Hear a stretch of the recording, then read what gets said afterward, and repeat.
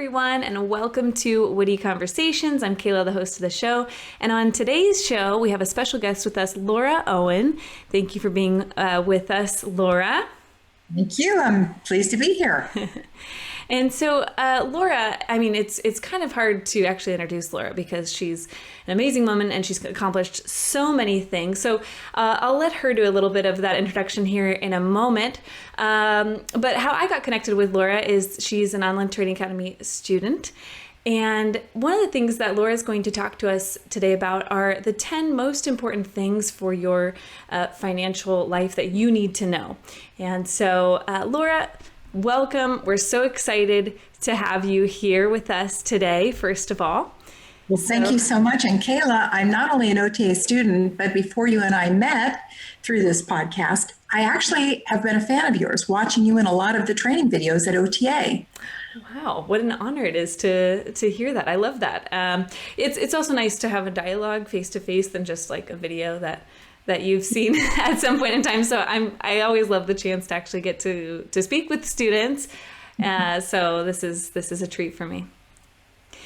So Laura, would you just tell us a little bit about your background? I know we probably don't have as much time as we need for you to explain everything, but just give us some highlights of kind of your life and your career and what eventually brought you to Online Trading Academy. So take it away. Well, I've done a lot of things in my life. I'm a serial entrepreneur. I've owned and operated and started a number of companies. My last company was a tech company, and I took that company public.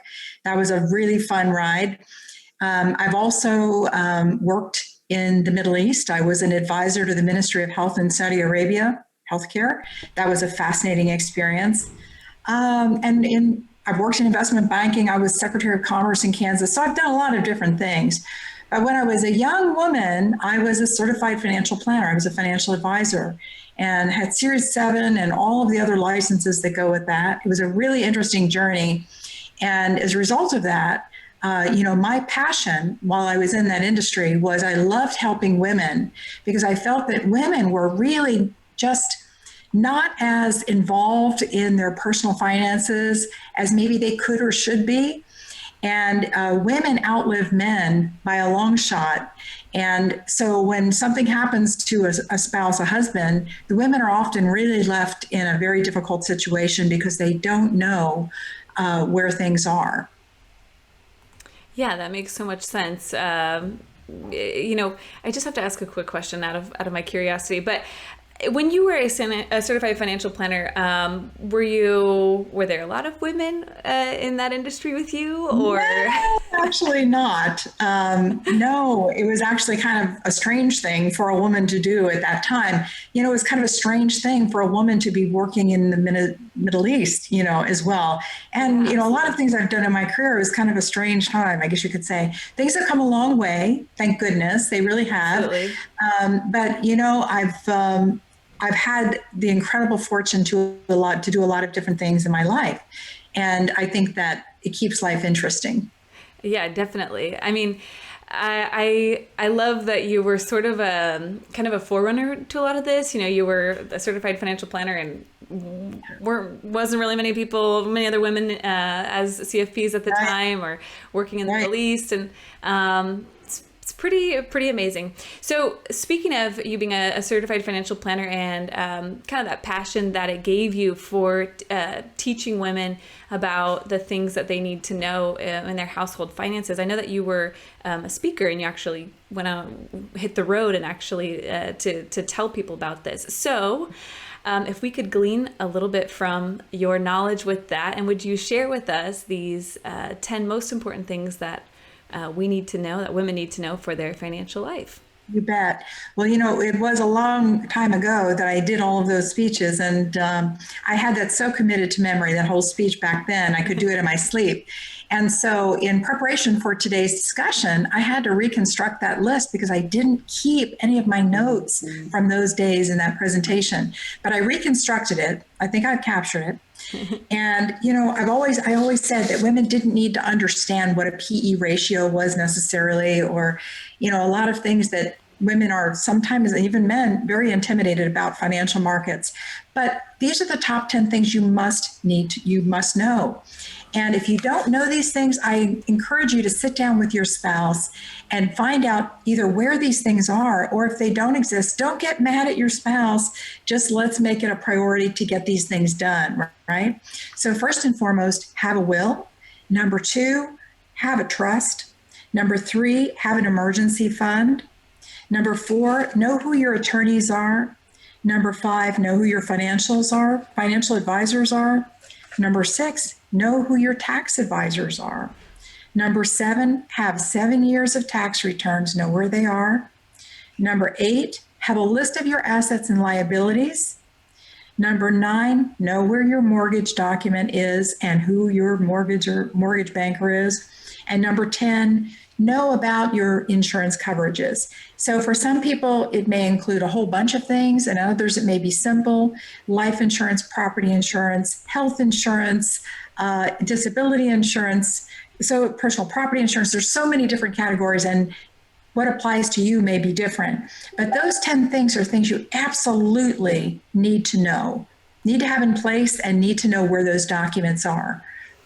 I bet you that when you spoke on these things, for a lot of women, this was like, in a way, a relief. Like, I don't need to know this ratio or this formula. I just need to kind of put myself in this partnership with my spouse and understand these things. What was the feedback that you got as you were on the road, kind of talking about these things with women? Overwhelming positive. And, I remember one talk in particular. It was one of the last times that I shared this presentation with a group of women here in my community in Kansas City. And it was held at the Marriott in Overland Park, packed room. There were hundreds of women there. And the entire time I spoke, there was a woman on the side of the room that talked through my entire presentation, which is really annoying when you're a speaker. Definitely. And I kept walking over to that side of the room while I was speaking, hoping maybe she would stop, and she didn't stop. And it was just really frustrating. So as I wrapped up my presentation, I always shared that top 10 list and gave people a handout so they could literally take that home and talk to their spouses about it. And this woman who had been talking through the presentation, she stood up and she said to everyone in the room, and by the way, she is extremely well known in Kansas City. She said to everyone in the room, many of you know that I lost my husband last year, and we have homes all over the world, but I had no idea we didn't have a will. I had no idea what my assets or liabilities were. I didn't know who our financial advisors were, who our attorneys were. And so she expressed that she and her sons had spent the better part of the prior year trying to define these things, get their arms around it. And it was an incredible stress for her. And she just admonished everyone in the audience to take that list that I shared and go home and sit down with their spouses and get clear on what those things are. So what appeared to be kind of a frustrating part of the presentation really turned out to be the exclamation point, because everyone, I guarantee you, every woman in that room went home that night and had a sit down. And it was a great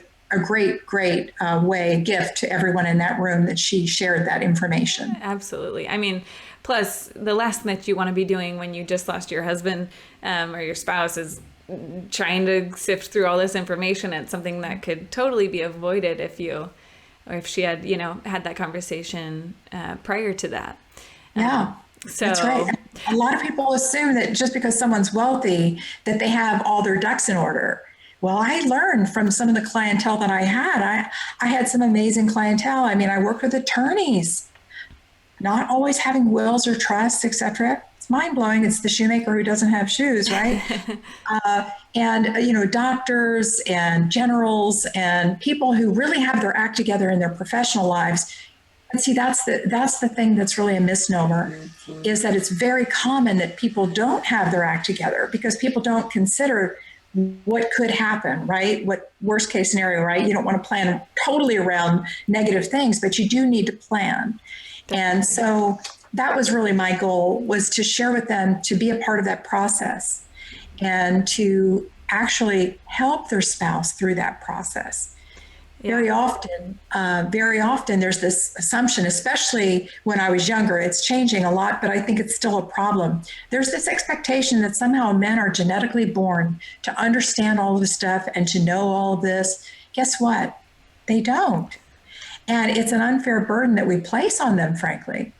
And, so often when I would sit down with couples, and I always preferred to work with couples, right, as opposed to just the man of the house, I wanted to work with them as couples because I wanted the woman to be engaged, to understand what was where, right, and why. And so I found that women, if you hear a little barking, I apologize. He's really excited about being a part of this podcast. Get it. It's important.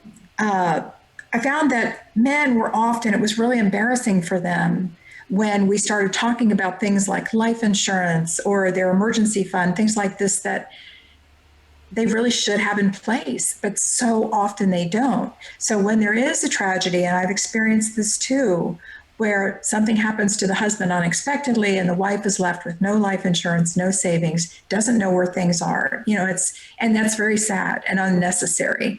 So it also helps to relieve that burden on the spouse. If you do this as a team, no one's in the dark. It doesn't raise questions about, are we ready? Are we not ready for life? Those kinds of things. Right. So I'm always encouraged people to do this as a team. I love that. And, not to say that there's this assumption, as you said, and we're getting better, and that there's this assumption that men are born with this, but nobody's born with this. And, No. Something that you and I have chatted about was that nor does the education system prepare you for this. I mean, they don't teach you about kind of basic things in finance. And so it's sort of this mysterious world, and yet one that's really, really important for your adult life beyond, your parents' house or beyond high school or in college, So I agree 100%. It's financial literacy, as it's known, is so incredibly important, and it isn't taught. And I find that people often kind of beat themselves up because they don't have their ducks in order. And you shouldn't beat yourself up. Nobody becomes an expert in anything overnight. It takes years and years of learning, little by little. It's baby steps, no matter what it is that you're trying to master in life, right? So the same is true with this. It's not something that you need to feel like you need to learn everything overnight, but start with that top 10 list and then gradually start to allow yourself, be open to the possibility that learning about finance a little at a time is incredibly empowering. Incredibly empowering. It applies to so many things in your life, but very often the understanding of some of these things has incredible benefit in your long-term success, both personally and professionally.